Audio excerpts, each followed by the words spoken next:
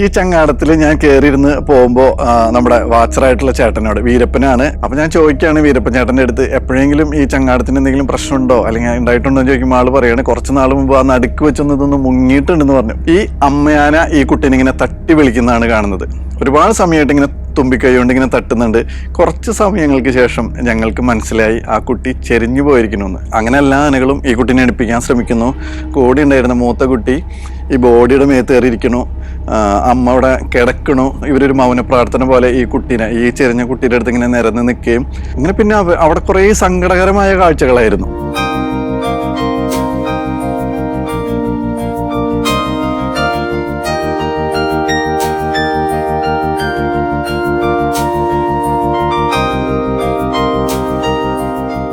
ഞാൻ Shaji Mathilakam, wildlife conservation filmmaker and ഫോട്ടോഗ്രാഫറാണ്.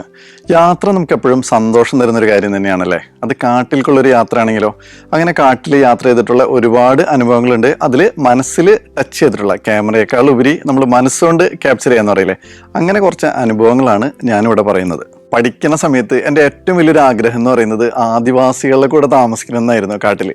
അപ്പോൾ ഒരു ആഗ്രഹം ഇങ്ങനെ മനസ്സിൽ കൊണ്ട് നടക്കുമ്പോൾ തന്നെ എനിക്ക് എൻ്റെ ഒരു പ്രൊഫഷൻ്റെ ഭാഗമായിട്ട് യാത്ര ചെയ്യാനുള്ള അവസരങ്ങളുണ്ടായിരുന്നു വനമേഖലയിൽ, മറ്റുള്ള ടൂറിസം ഡെസ്റ്റിനേഷൻസിലൊക്കെ.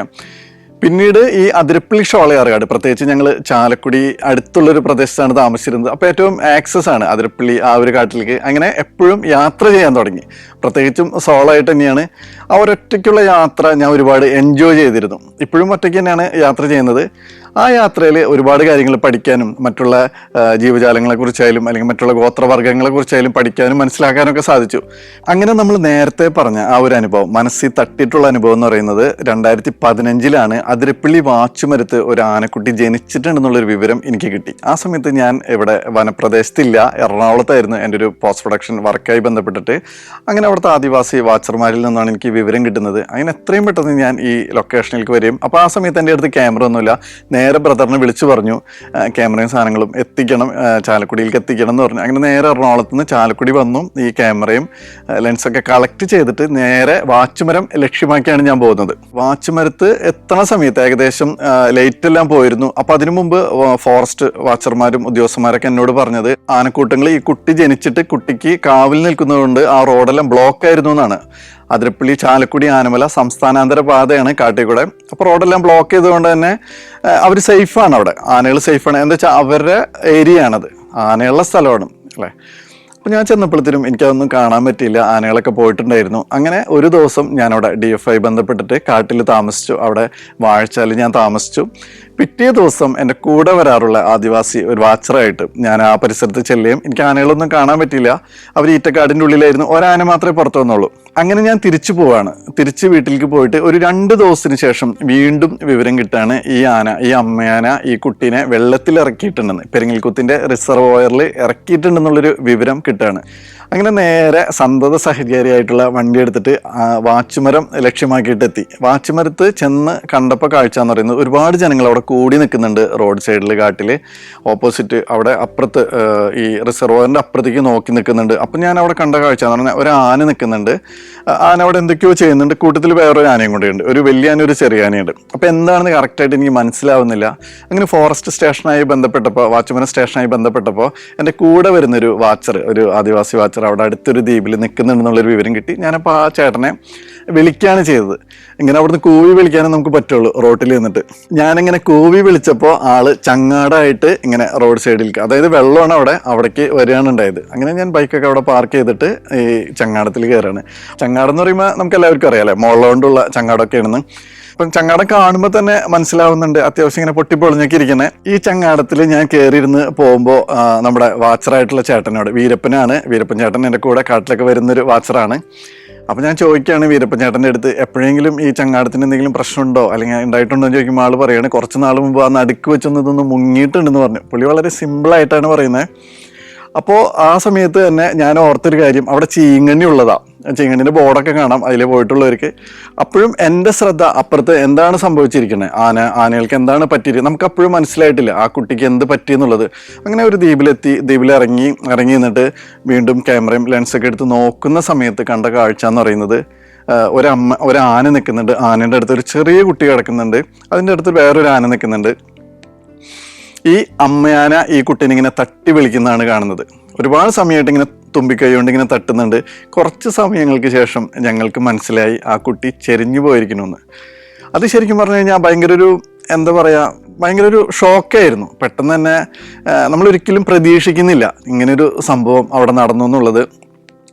പിന്നീട് കണ്ട കാഴ്ച എന്ന് പറയുന്നത് ഈ അമ്മയാനെയും വേറൊരു കുട്ടിയാണ്, മൂത്ത കുട്ടിയായിരിക്കാം തോന്നുന്നു, ഈ ബോഡി, ഈ ചെരിഞ്ഞ ആനക്കുട്ടീനെ ഇവിടെ ഇട്ടിട്ട് കാട്ടിലേക്ക് കയറി പോവാണ് ഉണ്ടായത്. അങ്ങനെ ഒരു 20 മിനിറ്റിന് ശേഷം ഒരു ഗ്രൂപ്പ് ആനകളായിട്ട് കാട്ടിൽ നിന്ന് ഇറങ്ങി വന്നിട്ട് എല്ലാ ആനകളും ഈ കുട്ടീനെ വന്നിട്ട് ഇങ്ങനെ പൊതിയാണ് ചെയ്യുന്നത്. അവർ ചുറ്റും വന്നിട്ട് ഇതിനെ എണിപ്പിക്കാനൊക്കെ ശ്രമിക്കുന്നുണ്ട്. ആ സമയത്തൊക്കെ എന്ന് പറഞ്ഞു കഴിഞ്ഞാൽ ശരിക്കും പറഞ്ഞാൽ ഭയങ്കര സങ്കടമായിരുന്നു. കണ്ണൊക്കെ ശരിക്കും നിറഞ്ഞിട്ട് തന്നെയാണ് ഇത് നമ്മൾ എടുത്തുകൊണ്ടിരിക്കുന്നത്. അങ്ങനെ എല്ലാ ആനകളും ഈ കുട്ടീനെ എടുപ്പിക്കാൻ ശ്രമിക്കുന്നു. നേരത്തെ ഉണ്ടായിരുന്ന അമ്മയുടെ കൂടെ ഉണ്ടായിരുന്ന മൂത്ത കുട്ടി ഈ ബോഡിയുടെ മേത്ത് കയറിയിരിക്കണു. അമ്മ അവിടെ കിടക്കണു. സാധാരണ ആനകൾ അങ്ങനെ കിടക്കാറൊന്നുമില്ല. ആ കൂട്ടത്തിൽ ഒരു ചെറിയൊരു ആനക്കുട്ടിയും കൂടി ഉണ്ടായിരുന്നു ഈ കുട്ടീനെ കാണാമെന്ന്. ആ കുട്ടിയും സങ്കടം കൊണ്ട് അവിടെ കിടക്കുന്നത് നമുക്ക് കാണാൻ പറ്റും. ഇങ്ങനെ പിന്നെ അവിടെ കുറേ സങ്കടകരമായ കാഴ്ചകളായിരുന്നു, നെഞ്ചു പൊട്ടുന്ന കാഴ്ചകൾ തന്നെയായിരുന്നു. ഇവരൊരു മൗന പ്രാർത്ഥന പോലെ ഈ കുട്ടീനെ, ഈ ചെറിയ കുട്ടിയുടെ അടുത്ത് ഇങ്ങനെ നിരന്ന് നിൽക്കുകയും പിന്നെ ഇവർ കുറേ സമയം ഇതിനിങ്ങനെ ഒരു 2 മണിക്കൂറോളം ഇങ്ങനെ എണിപ്പിക്കാൻ ശ്രമിച്ചുകൊണ്ടിരുന്നു. ഈ അമ്മയും ഈ കുട്ടിയും മാത്രം ഇവിടെ നിൽക്കുമ്പോൾ മറ്റുള്ള ആനകളൊക്കെ ഇങ്ങനെ പോവാണ്. ഇത് ചെറിയ കുട്ടീനെ കണ്ടിട്ട് അവരിങ്ങനെ കയറി പോകുന്നതാണ്. അപ്പോഴും ഈ അമ്മയും ഈ മൂത്ത കുട്ടിയും തൻ്റെ കൺമണീനെ ആ ഒരു വിഷമത്തിൽ, കൺമണി വിട്ടുപോയ ഒരു വിഷമത്തിൽ ഇങ്ങനെ തന്നെ നിൽക്കുന്നുണ്ട്. അതിനുശേഷം ഈ കുട്ടിയും ഈറ്റ തിന്നാൻ വേണ്ടി അങ്ങ് കയറി പോകുമ്പോൾ അമ്മ മാത്രമായിട്ട് ആ കൺമണീനെ ഇങ്ങനെ തട്ടി വിളിക്കുന്നത് നമുക്ക് കാണാൻ പറ്റും. ആനകളെ സംബന്ധിച്ചിടത്തോളം 18 മുതൽ 21 മാസം വരെയാണ് ഇവരെ ഗർഭധാരണം എന്ന് പറയുന്നത്. ഏറ്റവും കൂടുതൽ ഗർഭധാരണം ഉള്ളൊരു സസ്തനിയാണ് ആന എന്ന് പറയുന്നത്. അപ്പോൾ ഇത്രയും നാൾ ഈ കുട്ടീനെ അമ്മയാനെ ഇങ്ങനെ ചുവന്ന് കൊണ്ട് നടന്ന് പല കാടുകളിൽ കൂടെ നടന്ന്, ആനകൾ ഒരിക്കലും ഒരു സ്ഥലത്ത് തന്നെ നിൽക്കില്ല സ്ഥിരമായിട്ടും, അവരിങ്ങനെ യാത്ര ചെയ്തുകൊണ്ടേയിരിക്കും. അങ്ങനെ 18 മുതൽ 21 മാസം വരെയും ഇവരൊരു ഗർഭധാരണമൊക്കെ കഴിഞ്ഞ് ഇത് പ്രസവിക്കുമ്പോൾ ആനയ്ക്ക് ഉണ്ടാകുന്ന ഒരു സന്തോഷമുണ്ട്. അമ്മയാനയ്ക്കും മറ്റുള്ള ആനകൾക്കൊക്കെ നമ്മൾ കാണുന്നതാണ് കാട്ടിൽ വെച്ച്. ക്യാമറയിൽ അല്ലാണ്ടും നമ്മൾ ഇതൊക്കെ ആസ്വദിക്കാറുണ്ട്. അപ്പോൾ ഇതൊക്കെ കഴിഞ്ഞിട്ട് ഈ കുട്ടിയുടെ ഒരു വേർപാട് എന്ന് പറയുന്നത് അവരെത്രമാത്രം സങ്കടപ്പെടുത്തിയിട്ടുണ്ടെന്ന് നിങ്ങൾക്ക് ഈ ചിത്രങ്ങൾ കാണുമ്പോൾ മനസ്സിലാവും. അതൊക്കെയെന്ന് പറയുന്നത് മനസ്സിന് ഭയങ്കര ടച്ച് ചെയ്തിട്ടുള്ള, നേരത്തെ പറഞ്ഞ പോലെ തന്നെ ക്യാമറയേക്കാൾ ഉപരി മനസ്സുകൊണ്ട് പാർത്തിയിട്ടുള്ള ചിത്രങ്ങളാണത്. അങ്ങനെ ഫോറസ്റ്റ് ഉദ്യോഗസ്ഥന്മാരൊക്കെ നമ്മൾ വിളിച്ചു പറഞ്ഞു, റേഞ്ച് ഓഫീസർ മറ്റുള്ള ഉദ്യോഗസ്ഥന്മാരൊക്കെ വന്നു. അപ്പോൾ ഏകദേശം ഒരു സന്ധ്യയായിരുന്നു, ഇരുട്ടായിരുന്നു. അപ്പോൾ അന്ന് രാത്രി ഈ ബോഡി അവിടെ കിടക്കുകയും പിറ്റേ ദിവസം വേറൊരു സ്ഥലത്ത് കൊണ്ടുപോയിട്ട് പോസ്റ്റ്മോർട്ടം ചെയ്ത് കുഴിച്ചിടുകയാണ് ചെയ്തത്.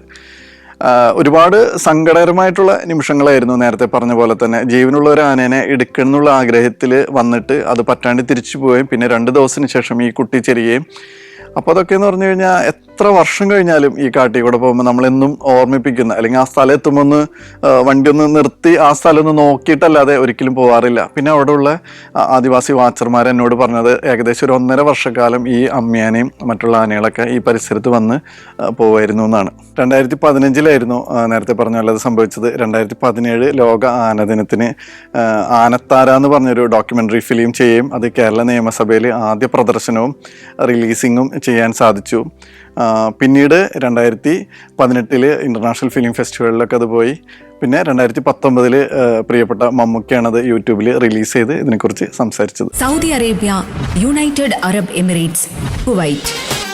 സഞ്ചാരം വോള്യം നമ്പർ 20.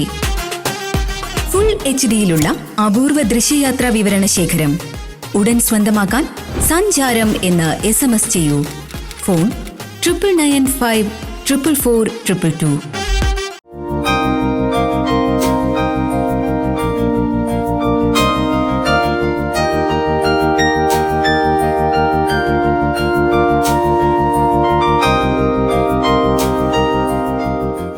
ചില ചിത്രങ്ങൾക്ക് വേണ്ടി നമ്മൾ ഒരുപാട് ദിവസം കാട്ടിൽ നടക്കേണ്ടി വരും അല്ലേ? ചിലപ്പോൾ ദിവസങ്ങളായിരിക്കില്ല, വന്യജീവി ചിത്രങ്ങൾക്ക് വേണ്ടി മാസങ്ങളായിരിക്കും, ചിലപ്പോൾ വർഷങ്ങൾ വരെയും എടുക്കുന്ന ചില സമയങ്ങളുണ്ട്. അപ്പോൾ ഇതുപോലെ എനിക്കൊരു ദിവസം ഒരു കോള് വന്നു. മുക്കുമ്പുഴ ആദിവാസി കോളനിയുടെ അടുത്ത് ഒരു ആന കുട്ടി ജനിച്ചിട്ടുണ്ടെന്ന്. അപ്പം നേരെ ആ സ്ഥലത്തേക്ക് ചെല്ലും. ഇതുപോലെ നേരത്തെ പറഞ്ഞ പോലെ പെർമിഷനൊക്കെ കിട്ടിയിട്ട് ഞാൻ ആ സ്ഥലത്തേക്ക് ചെല്ലും. എൻ്റെ കൂടെ അവിടുത്തെ ഒരു വാച്ചർ കൂടെ വരികയും ചെയ്തു. പക്ഷേ എനിക്ക് അവിടെ ആ പരിസരത്ത് കുട്ടീനെയോ അല്ലെങ്കിൽ മറ്റേ ആനകളൊന്നും എനിക്ക് കാണാൻ സാധിച്ചിരുന്നില്ല. ആ കുട്ടി ആന പ്രസവിച്ചതിന് ശേഷം അവിടെ നിന്ന് ആനകളൊക്കെ പോയിട്ടുണ്ടായിരുന്നു. അപ്പൊ പിന്നീട് ഞാൻ ആ കാട്ടിൽ കൂടെ യാത്ര ചെയ്യും. ഏകദേശം ഒരു വാച്ചുമരം ആനക്കയം റൂട്ടിൽ എത്തിയ സമയത്ത് കുറച്ച് ആനകൾ അവിടെ ഇങ്ങനെ നിൽക്കുന്നുണ്ട്, അവിടെ പുൽമേട്ടിൽ ഇങ്ങനെ നിൽക്കുന്നുണ്ട്. അപ്പൊ ഞാൻ സ്വാഭാവികമായിട്ടും ആനക്കൂട്ടങ്ങൾ ഉണ്ടാവുന്നുള്ള ധാരണയിൽ തന്നെ ഞാൻ അവിടെ നിന്ന്. അപ്പൊ എന്റെ കൂടെ ഒരു വാച്ചറുണ്ട്, എന്റെ കൂടെ വരുന്നൊരു വാച്ചറുണ്ട്. പിന്നെ അവിടെ കണ്ടത് ഒരു കൂട്ടം ആനകളായിരുന്നു. ആ ആനക്കൂട്ടത്തിൽ ഒരുപാട് കുട്ടികളുണ്ടായിരുന്നു. അപ്പൊ സ്വാഭാവികമായിട്ടും ഈ കുട്ടികളുള്ളത് കൊണ്ട് തന്നെ ഇവരിങ്ങനെ പാല് കുടിക്കുന്നത് നമുക്ക് ഇങ്ങനെ കാണാൻ പറ്റുന്നുണ്ട്. അതിൽ നല്ല ചിത്രങ്ങൾ എടുക്കുക എന്നുള്ളതായി പിന്നെ എൻ്റെ ആഗ്രഹം. അപ്പോൾ അതിൻ്റെ നല്ല ചിത്രങ്ങൾ നമുക്ക് കിട്ടുന്നില്ല. അപ്പം അതിനുവേണ്ടി ഇങ്ങനെ വെയിറ്റ് ചെയ്തുകൊണ്ടിരിക്കുകയാണ്. അപ്പം എൻ്റെ ഒരു മനസ്സിൽ തോന്നിയൊരു കാര്യം എന്ന് വെച്ച് കഴിഞ്ഞാൽ ഈ ആനകൾ എത്ര കെയർ ആയിട്ടാണ് ഈ കുട്ടികളെ കൊണ്ട് നടക്കുന്നത് എന്നുള്ളതാണ്. അപ്പോൾ ആ ചിത്രങ്ങളിൽ കൂടെ നമുക്കിങ്ങനെ കാണാൻ പറ്റും ആനയുടെ അടിയിൽ ഈ കുഞ്ഞാനിങ്ങനെ നടന്നു പോകുന്നത്. അപ്പോൾ ഒരുപാട് കാട്ടിൽ കൂടെ ഇവർ ഈ കുട്ടീനെയും കൊണ്ട് ഇങ്ങനെ പോകുമ്പോൾ സ്വാഭാവികമായിട്ടും കടുവയായാലും പുലിയായാലും അല്ലെങ്കിൽ മറ്റുള്ള വൈൽഡ് ഡോഗ്സ് ഒക്കെ ആയാലും ഇവരിങ്ങനെ ഫോളോ ചെയ്ത് പോകും ഈ കുട്ടീനെ പിടിക്കാൻ വേണ്ടിയിട്ട്. അപ്പോൾ അതിൽ നിന്നൊക്കെ കെയർ ചെയ്തിട്ടാണ് ഈ കുട്ടീനെ ഇവരിങ്ങനെ കൊണ്ട് നടക്കുന്നത്. അപ്പോൾ ആ കാഴ്ചകൾ കണ്ട് ഞാനിങ്ങനെ ഈ ആനിങ്ങനെ കുട്ടികളിങ്ങനെ കൊണ്ടുപോകുന്നുണ്ട്, പല സ്ഥലത്തേക്ക് ഇങ്ങനെ മൂവ് ചെയ്യുന്നുണ്ട്. അപ്പോൾ ഇതൊക്കെ ഇങ്ങനെ കണ്ടിങ്ങനെ ആസ്വദിച്ച്, അപ്പോൾ ഇങ്ങനെ കാലിലിങ്ങനെ അട്ടൊക്കെ പിടിച്ചിങ്ങനെ ഇരിക്കുകയാണ്. നന്നായിട്ട് അട്ടൊക്കെ ഇങ്ങനെ പിടിച്ചിട്ടുണ്ട്. അതൊന്നും വക വെക്കാണ്ട് ഞാനിങ്ങനെ ഷൂട്ട് കണ്ടിന്യൂ ചെയ്തുകൊണ്ടിരുന്നു. ഏകദേശം ഒരു രാവിലെ 10:30 മുതൽ വൈകുന്നേരം 5:30 വരെയും ആ ഷൂട്ട് ഇങ്ങനെ പോയിക്കൊണ്ടിരുന്നു. ഇതിനിടയ്ക്ക് ഭക്ഷണമോ ഇതൊന്നുമില്ല. നമ്മളൊരു കാര്യത്തിൽ, നമുക്ക് ഇഷ്ടപ്പെട്ടൊരു കാര്യത്തിൽ നമ്മൾ നിൽക്കുമ്പോൾ ആ സമയത്ത് നമ്മുടെ മുമ്പിൽ വേറൊന്നും ഉണ്ടാവില്ല. ഏകദേശം ഒരു വൈകുന്നേരം ഒരു 5:15 കഴിഞ്ഞപ്പോൾ നല്ല ചിത്രങ്ങളും വീഡിയോകളും എനിക്ക് കിട്ടാൻ തുടങ്ങി ഈ ആനക്കുട്ടി പാല് കുടിക്കുന്നത്. അപ്പോൾ ചില ചിത്രങ്ങളുടെ പുറകിൽ ഒരുപാട് സമയം നമ്മൾ ചിലപ്പോൾ നിൽക്കേണ്ടി, ചിലപ്പോൾ ചിത്രങ്ങൾ കിട്ടിയില്ല എന്ന് തന്നെ വരും. പക്ഷെ അതൊക്കെ നേരത്തെ പറഞ്ഞ പോലെ വന്യജീവി ഫോട്ടോഗ്രാഫിയിൽ ഒരു അനുഭവം തന്നെയാണ്. ഏതൊരു ഫോട്ടോഗ്രാഫറുടെയും ആഗ്രഹമായിരിക്കും കടുവേനെ ഫോട്ടോ എടുക്കുക എന്നുള്ളത്, അല്ലെ, അല്ലെങ്കിൽ വീഡിയോ എടുക്കുക എന്നുള്ളത്. അത് കേരളത്തിലെ കാടുകളിലെ കടുവയായാലോ, അല്ലെ, അതിനാ ഒരു എന്താ പറയുക, അതിനൊരു എടുപ്പ് കൂടും, അല്ലെ. അങ്ങനെ ഒരുപാട് വർഷം കേരളത്തിലെ കാടുകളിൽ കടുവകൾക്ക് വേണ്ടി മറ്റുള്ള ജീവികളെയും ആനകളെയും മറ്റുള്ള ജീവികളൊക്കെ നമുക്ക് കിട്ടുന്നുണ്ടെങ്കിലും കടുവേനെ കിട്ടാന്നുള്ളത് എൻ്റെ ഒരു വലിയൊരു ആഗ്രഹമായി മാറി. അങ്ങനെ Parambikulam tiger reserve, Periyar tiger reserve ഒക്കെ യാത്ര ചെയ്യാൻ തുടങ്ങി. മറ്റുള്ള സ്ഥലങ്ങളിൽ യാത്ര ചെയ്യുന്നുണ്ടെങ്കിലും കൂടുതലും ഇത് ഫോക്കസ് ചെയ്യാൻ തുടങ്ങി. ഈ കടുവേനെ നോക്കി നമുക്ക് ഒരിക്കലും നടക്കാൻ പറ്റില്ല, നമുക്ക് കിട്ടുകയാണ്, നമ്മൾ ആ ഒരു പരിശ്രമത്തിന്റെ ഒടുവിൽ ഇത് കിട്ടുകയാണ്, അങ്ങനെ പറയാൻ പറ്റുള്ളൂ. അല്ലാണ്ട് ഒരു ജീവനെ എടുക്കാന്ന് പറഞ്ഞു പോയിട്ട് നമുക്ക് അതിനെ എടുത്തു പോരാനൊന്നും പറ്റില്ല. അങ്ങനെ പെരിയാർ ടൈഗർ റിസർവിൽ ഒരുപാട് വർഷം നടന്നിട്ട് എനിക്ക് മനസ്സിലായി വളരെ ബുദ്ധിമുട്ടാണ് കടുവേനെ കിട്ടുക എന്നുള്ളത്. അങ്ങനെ പറമ്പിക്കുളം ടൈഗർ റിസർവിൽ, ഈ 2 ടൈഗർ റിസർവിൽ മാറി മാറി യാത്ര ചെയ്യാറുണ്ട്. പക്ഷെ എല്ലായിടത്തുനിന്നും ബുദ്ധിമുട്ട് തന്നെയാണ്. അങ്ങനെ പറമ്പിക്കുളം ടൈഗർ റിസർവിൽ ആ ഒരു പരിശ്രമത്തിന് വേണ്ടി ചെന്നു. പക്ഷെ നേരത്തെ പറഞ്ഞ പോലെ തന്നെ നമുക്കൊരിക്കലും ഈ ജീവനെ കിട്ടുമെന്ന് വിചാരിച്ചിട്ട് നമുക്കൊരിക്കലും നടക്കാൻ പറ്റില്ല. ഏകദേശം ഒരു 100 യാത്ര ചെയ്താലാണ് ഒരു 5-10 യാത്രയിൽ എന്തെങ്കിലും കിട്ടുന്നുള്ളൂ വൈൽഡ് ലൈഫിൽ, അല്ലെ.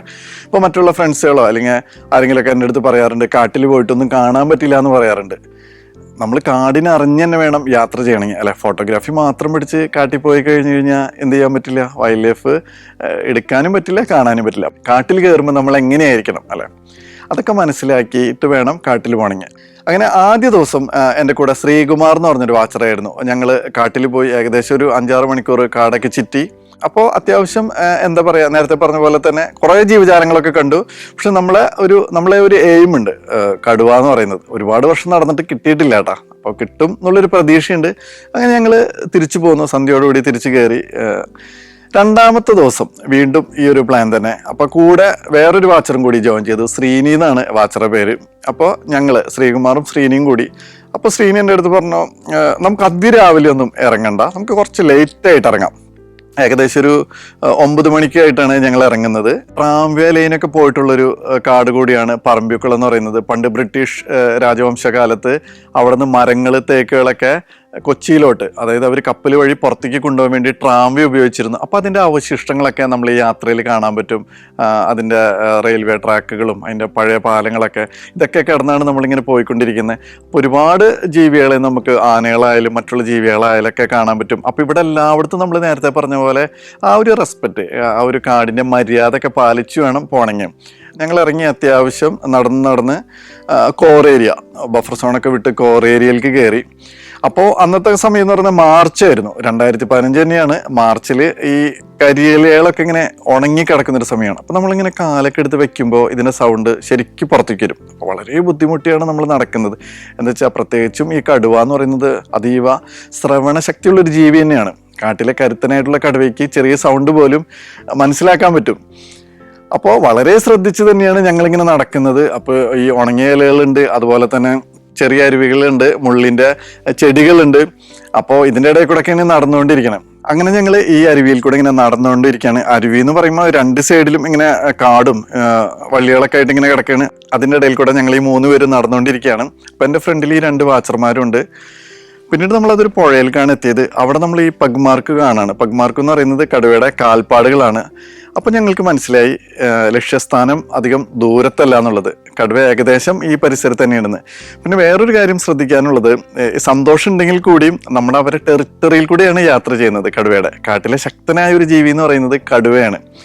ഒരു തരത്തിലും അവരെ പ്രകോപിപ്പിക്കാതെ വേണം നമ്മൾ യാത്ര ചെയ്യണമെങ്കിൽ, അല്ലേ? നമ്മുടെ സേഫ്റ്റി നമ്മൾ നോക്കണം. ഒരു തരത്തിലും അവരെ ഡിസ്റ്റർബ് ചെയ്യാനോ അല്ലെങ്കിൽ അനിമൽസിനെ കണ്ടാൽ തന്നെ ഉപദ്രവിക്കാനോ അല്ലെങ്കിൽ വേറൊരു തരത്തിലുള്ള രീതിയിലേക്കൊന്നും നമ്മളവിടെ നിൽക്കാൻ പാടില്ല. അപ്പോൾ അതീവ ശ്രദ്ധ. ആ ഫോട്ടോ കിട്ടുന്നതിലുപരി നമ്മൾ അവരൊരു ആവാസ വ്യവസ്ഥേനെ മാനിച്ച് തന്നെ വേണം കാട്ടിൽ കൂടെ നടക്കണമെങ്കിൽ. അങ്ങനെ ഞങ്ങൾ ഈ പഗ്മാർക്ക് ഫോളോ ചെയ്ത് പോയിക്കൊണ്ടിരുന്നു. അപ്പോൾ മനസ്സിൽ ഭയങ്കര സന്തോഷമാണ് കേട്ടോ. എന്ന് വെച്ചാൽ ഒരുപാട് കടുവകളെ കേരളത്തിന് പുറത്തുള്ള കാടുകളിൽ നിന്ന് എടുക്കാൻ പറ്റിയിട്ടുണ്ട്. പക്ഷെ കേരളത്തിലെ കടുവേനെ കിട്ടാന്ന് പറയുന്നത് നേരത്തെ പറഞ്ഞാൽ അത് എന്താ പറയുക, അത് വലിയൊരു ആഗ്രഹം തന്നെയാണ്. അങ്ങനെ നടന്ന് പോവാണ്. പഗ്മാർക്കുണ്ട് പുഴയിൽ. അപ്പോൾ വേനലായതുകൊണ്ട് തന്നെ, മാർച്ചൊക്കെ ആയതുകൊണ്ട് തന്നെ വെള്ളം കുറവാണ്. അപ്പോൾ കറക്റ്റ് നമുക്ക് കാണാൻ പറ്റും ഈ പഗ്മാർക്ക് കടുവ ഇങ്ങനെ നടന്നു പോയതിൻ്റെ. അങ്ങനെ കുറച്ച് ദൂരം ഇങ്ങനെ നടന്ന് ഏകദേശം ഇപ്പോൾ ഒരു 1 മണിയോളം ആയിട്ടുണ്ട്. ഞങ്ങൾ രാവിലെ 9 മണിക്കാണ് സ്റ്റാർട്ട് ചെയ്തത്. നേരത്തെ പറഞ്ഞ പോലെ അതിരാവിലെ അല്ല ഇറങ്ങിയത്. ശ്രീനി പറഞ്ഞല്ലോ അതിരാവിലെ ഇറങ്ങണ്ടാന്ന്. അപ്പോൾ 9 മണിക്ക് ഇറങ്ങി ഏകദേശം 1 മണിയോട് കൂടിയാണ് ഈ സ്ഥലത്ത് എത്തുന്നത്. കടുവയുടെ പഗ്മാർക്ക് ഫോളോ ചെയ്ത് പോണ സമയത്ത് തന്നെ നമ്മൾ പുഴയുടെ നടുക്ക് പിടിച്ചല്ല, പുഴയുടെ സൈഡ് പിടിച്ചാണ് പോയിക്കൊണ്ടിരുന്നത്. എങ്ങാനും കടുവേനെ കണ്ടാലോ. അങ്ങനെ പെട്ടെന്ന് ശ്രീനി പറഞ്ഞു. ഇതിങ്ങനെ സൈലന്റ് ആയിട്ട് ശ്രീനി ഒരു ആക്ഷൻ കാണിച്ചു. അതിൻ്റെ പുറകിൽ ശ്രീകുമാറുണ്ട്, അതിൻ്റെ പുറകിലാണ് ഞാൻ. അപ്പോൾ നോക്കുമ്പോൾ കടുവ അവിടെ വെള്ളത്തിലിങ്ങനെ കിടക്കുകയാണ്. പകുതി വെള്ളത്തിലും പകുതി കരയിലുമായിട്ട് ഇങ്ങനെ കിടക്കുകയാണ്, കൈയുടെ അടിയിൽ തലയൊക്കെ വെച്ചിട്ട്. അപ്പോൾ അത് കണ്ടപ്പോൾ വളരെ എന്താ പറയുക, വളരെ ഒരു ക്യൂട്ട് തോന്നി. അപ്പം തന്നെ നമ്മളൊരു ഫോട്ടോ എടുത്തു. ഒരു എവിഡൻസ് ആയിട്ടുള്ളൊരു ചിത്രം എന്നാണ് അതിന് പറയുന്നത്. അതെടുത്തു. അങ്ങനെ പതുക്കെ നമ്മളൊരു റെസ്പെക്റ്റ്ഫുൾ ഡിസ്റ്റൻസ് ഉണ്ട്. നമ്മൾ നേരത്തെ പറഞ്ഞ പോലെ കാടിനെ നമ്മൾ ബഹുമാനിക്കണം, വന്യജീവികളെയും ബഹുമാനിക്കണം. പ്രത്യേകിച്ച് വൈൽഡ് ലൈഫ് ഫോട്ടോഗ്രാഫി ചെയ്യുമ്പോൾ ഒരു റെസ്പെക്റ്റ്ഫുൾ ഡിസ്റ്റൻസ് ഉണ്ട്. ആനിമൽസിന് ഒരു തരത്തിലും ഉപദ്രവമാകാത്ത രീതിയിൽ നിൽക്കേണ്ട ഒരു ദൂരമുണ്ട്. ആ ദൂരത്ത് നിന്നിട്ട് ഞങ്ങൾ 3 പേരും അതിനെ വീക്ഷിക്കുകയും ആ കടുവേനെ വീക്ഷിക്കുകയും ഞങ്ങൾ പതുക്കെ ഫോട്ടോസ് എടുത്തു തുടങ്ങുകയും ചെയ്തു.